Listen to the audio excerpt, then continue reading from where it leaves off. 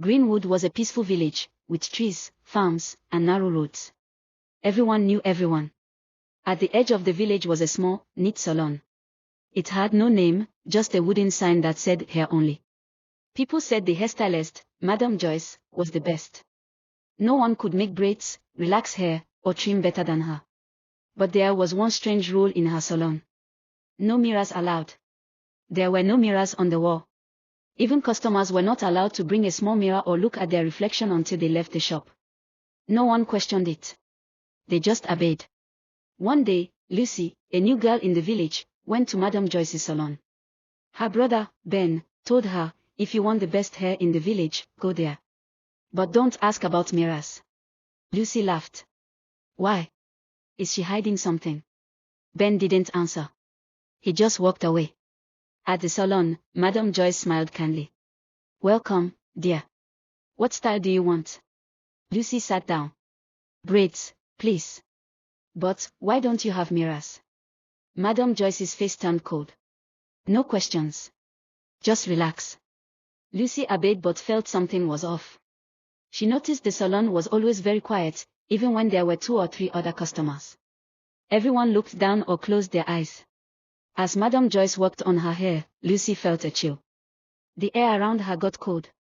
She thought she saw shadows moving, even though there was only one light bulb in the room. Suddenly, her neck stiffened. She wanted to stand up, but her body wouldn't move. She looked at the floor and saw a mirror covered with a cloth under the chair. Her heart beat fast. Is that a mirror? She whispered. Madam Joyce didn't answer. Lucy reached for it quietly, but Joyce slapped her hand. You want to see what you shouldn't? Do you want to end up like the others? Lucy's eyes widened. What do you mean? Madam Joyce hissed, her voice deeper. Curious girls disappear. That night, Lucy told her brother everything. Ben was angry. You should never ask questions in that salon. Girls have gone missing before. They go in and something changes. Some lose their minds. Lucy couldn't sleep. She decided to go see Mama Grace, the oldest woman in the village. Mama Grace listened, then nodded slowly. That salon, it used to be owned by Madam Joyce's twin sister, Judith. She was a mirror reader. People said she could see the spirit world through mirrors. But she became greedy, using her powers for evil. One day, she tried to use a mirror to steal young women's beauty and lock their souls inside the mirror. But something went wrong.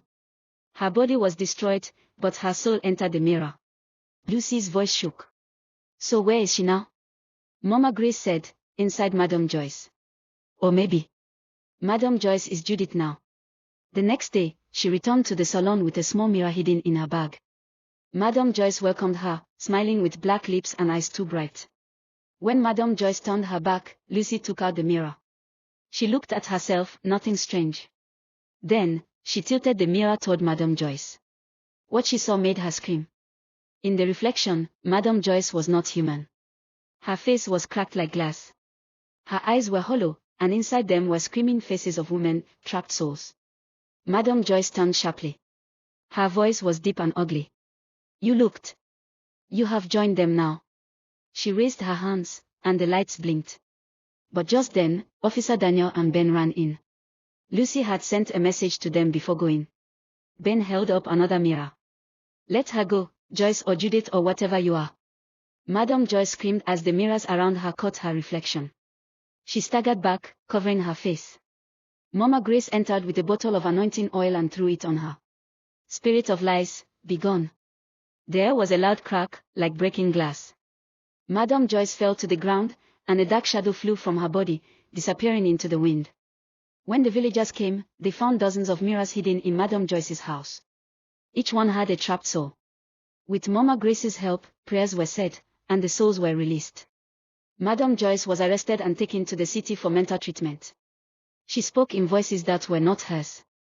But the spirit never returned. Lucy was hailed as brave. She reopened the salon with real mirrors and warm light. No more cold air.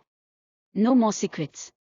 From that day, whenever anyone walked past the old salon, they looked into the mirror and smiled, because now, it only reflected the truth.